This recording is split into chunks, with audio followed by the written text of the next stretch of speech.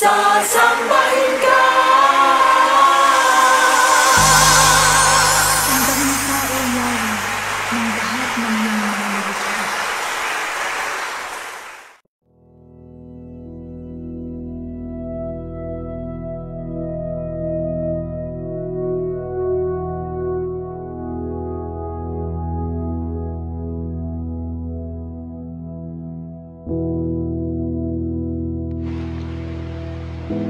God's sovereignty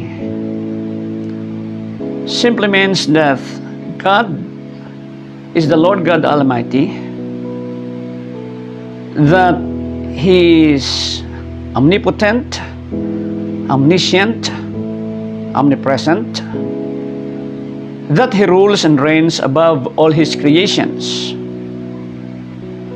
that He holds and controls all things, and that He makes all things happen according to His desire and purpose. Psalm 103 verse 19 says, "The Lord has established His throne in heaven, and His kingdom rules over all." Psalm 93 verses 1 and 2, "The Lord reigns, He is clothed in majesty. The Lord is robed in majesty and is armed with strength. The world is firmly established. It cannot be moved." Romans 11:33 to 36. "Oh, the depth of the riches of the wisdom and the knowledge of God! How unsearchable is His judgment, and His path beyond tracing out. Who has known the mind of the Lord? Or who has been His counselor? Who has ever given God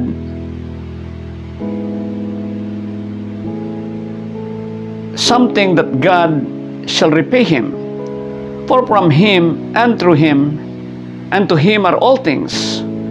To Him be the glory forever. Amen." Psalm 139, 7 to 10. "Where can I go from your spirit? Where can I flee from your presence? If I go to heaven, you are there.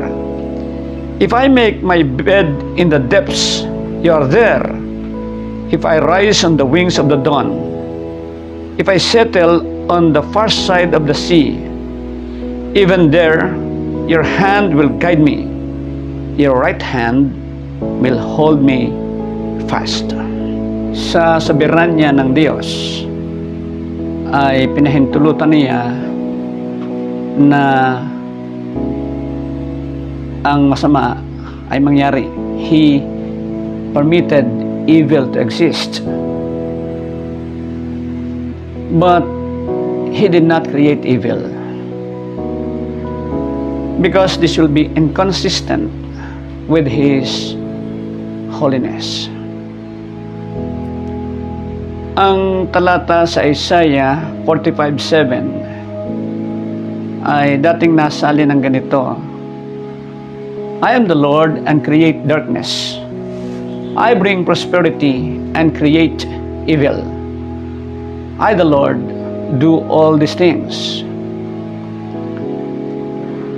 Ang salin na ito ay itinama ngayon na ang sinasabi, "I bring prosperity and create disaster." Tama ito doon sa Hebreo na ra, na ang ibig sabihin sa English ay sorrow, calamity, disaster, and adversity. Ang disaster o kalamidad, bunga man ng kalikasan o gawa ng tao, ay bunga ng pagkakasala ng tao.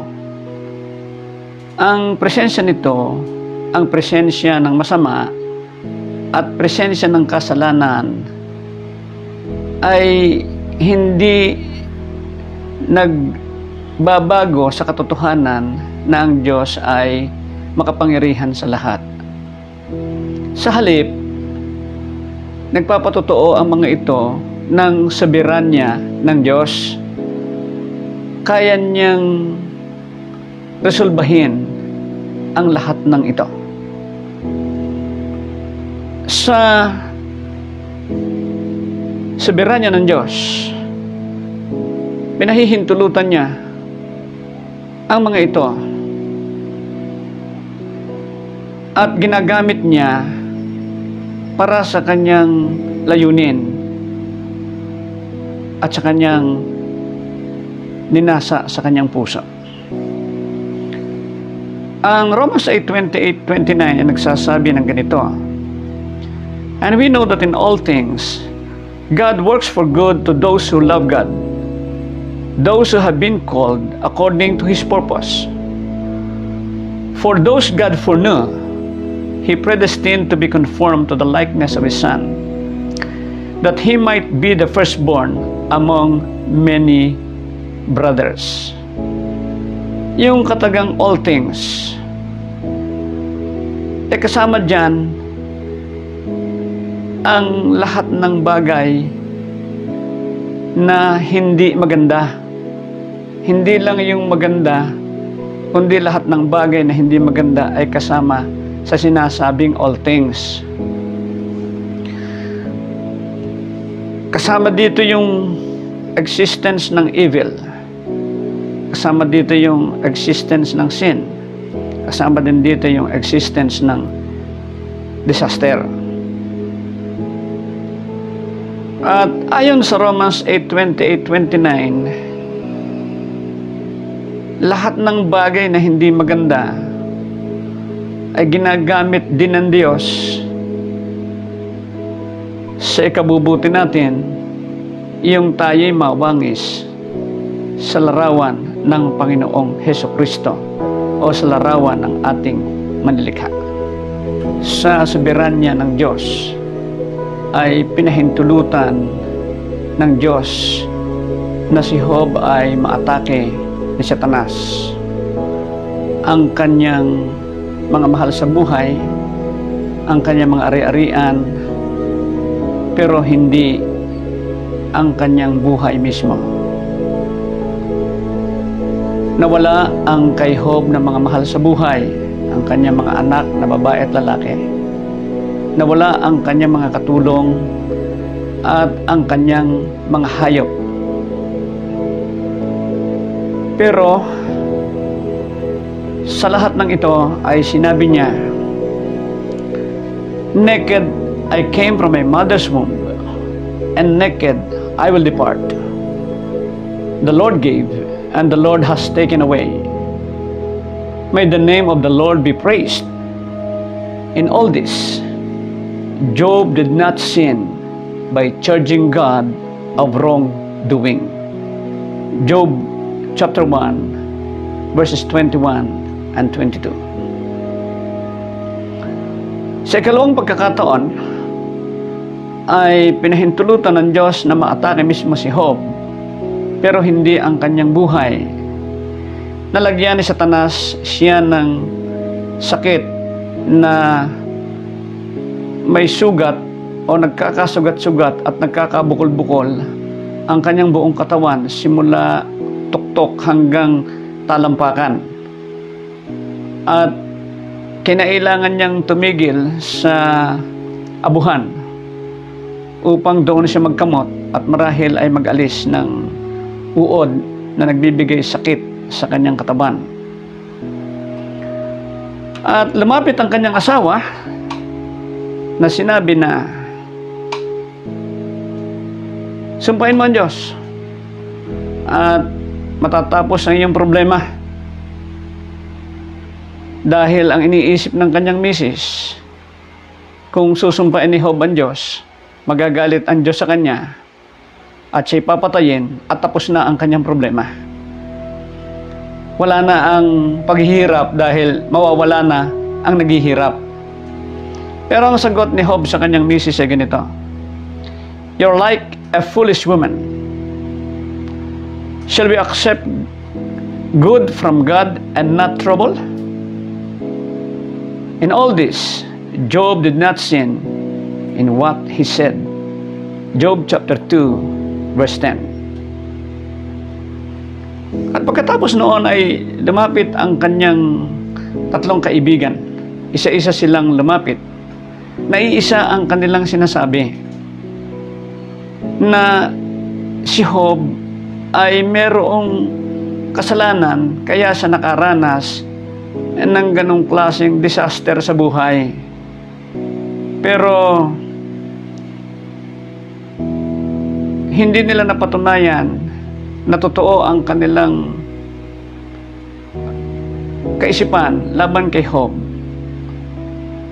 At itong si Job, sa pakikipag-usap sa kanila, ay lumutang naman ang kanyang kahinaan, na ito ay narinig ng ika-4 na tao na ang pangalan ay si Elihu. At sinabi niya ang kanyang kaso sa harap ng Diyos, na siya ay nagmamatuwid sa harapan ng Diyos, at ang tendensiya niya ni Job ay akusahan ang Diyos ng pagkakamali. Sa pagkakataong iyon, nagsalita ang Diyos kay Job, at doon siya nagsisi, humingi ng tawad sa Diyos.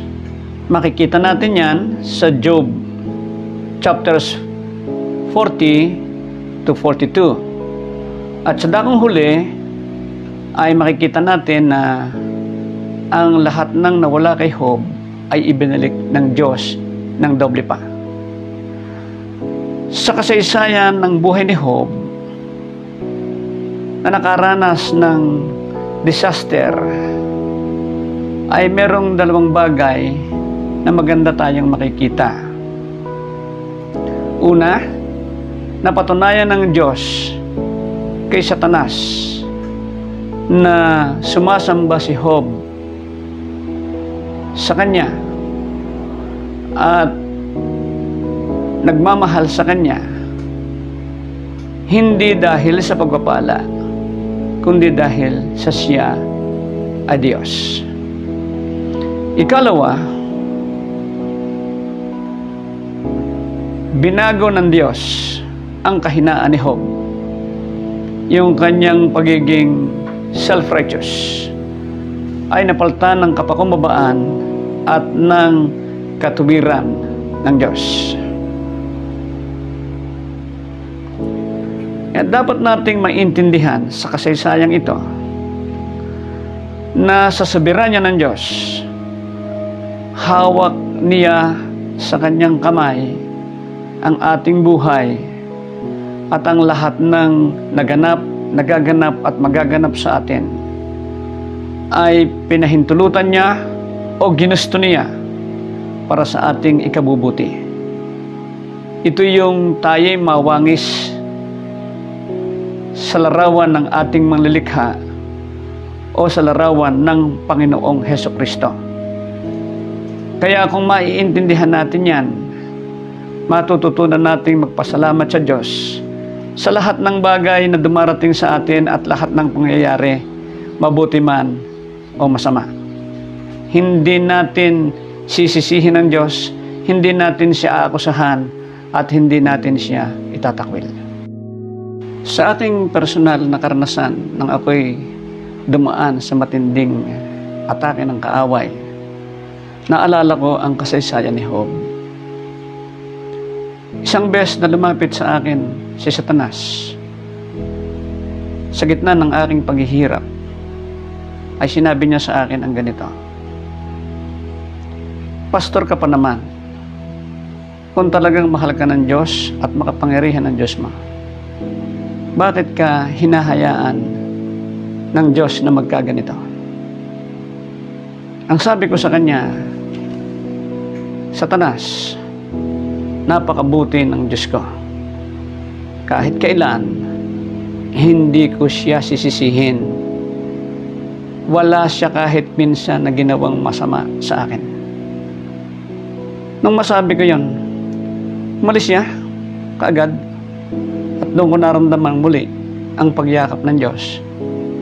na punong-puno ng pagmamahal. At sa pangyayaring yan ay narinig ko rin ang sinabi ng Diyos. Ang sabi niya sa akin ay ganito, "Son, the heart of every problem is the problem of the heart." Ang puso ng bawat problema ay ang problema ng puso. Kung may dumarating sa atin na hindi maganda, hindi natin gusto, ito man ay disaster, tandaan natin na ito ay nasa kapahintulutan ng Diyos.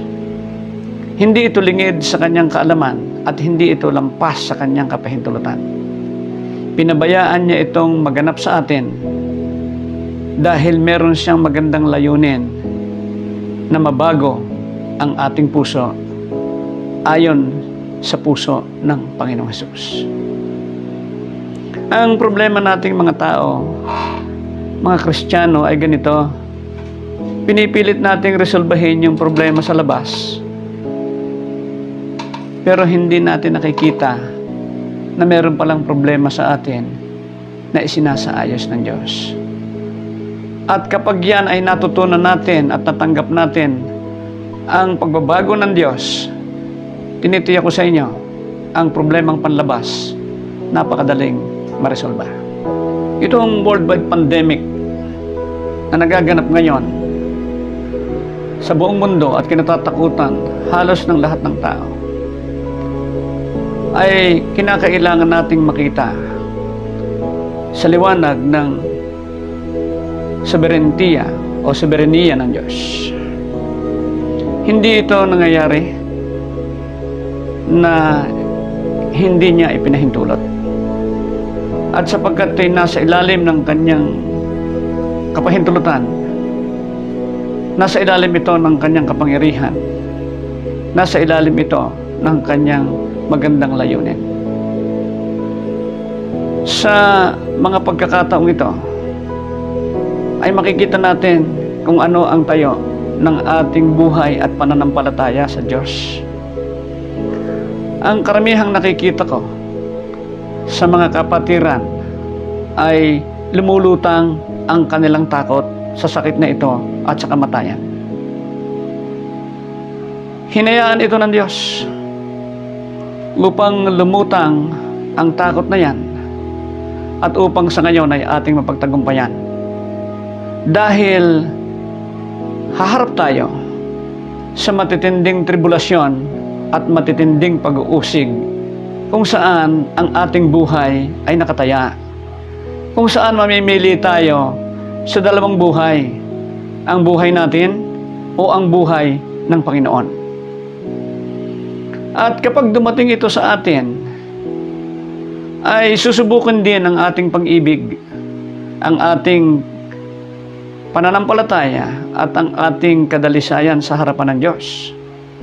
Sa Matthew 24 verses 12 and 13 ay ganito ang sinasabi, "Because of the increase of lawlessness, the love of most will grow cold, but he who stands firm to the end will be saved." Unahin natin yung katagang the love of most.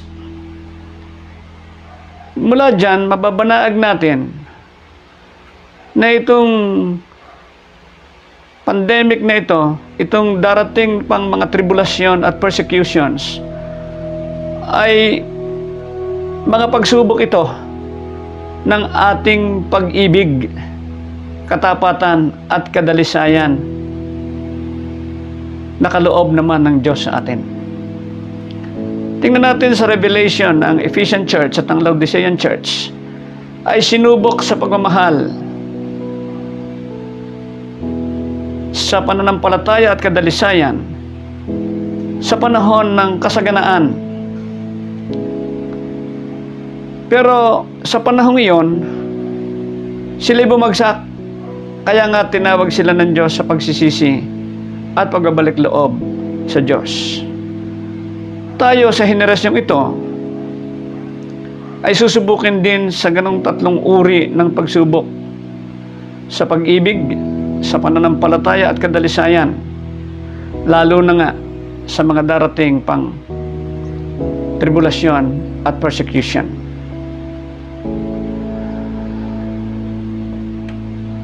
Kaya ngayon pa lang, kinakailangan na nating makita ang mga bagay na ito sa ilalim ng soberenya ng Diyos.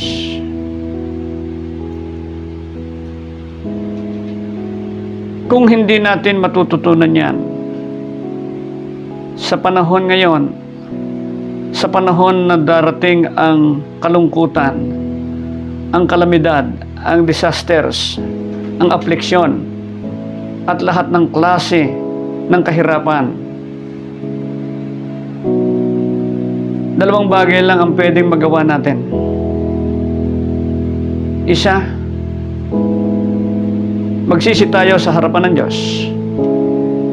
Ikalawa, sisihin natin ang Diyos. God bless you.